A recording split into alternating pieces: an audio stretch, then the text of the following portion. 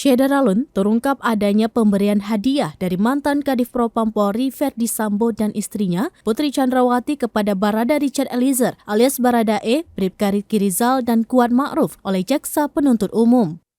Pemberian tersebut usai mengeksekusi Brigadir Nofriansyah Yosua Huta Barat alias Brigadir C hingga tewas.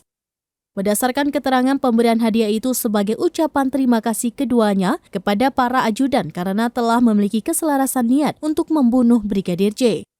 Tidak hanya itu, iPhone 13 Pro Max yang diberikan juga sebagai pengganti handphone pada tersangka yang sudah dirusak guna menghilangkan barang bukti. Hal itu sebagaimana tertuang dalam dakwaan Ferdi Sambo yang dibacakan di ruang sidang utama Pengadilan Negeri atau PN Jakarta Selatan pada Senin 17 Oktober 2022.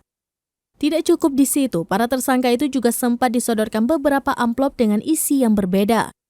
Yakni untuk Barada Richard Eliezer disiapkan uang senilai 1 miliar rupiah, sedangkan untuk Bribka Ricky Rizal dan Kuat Ma'ruf masing-masing dijanjikan uang 500 miliar ribu rupiah.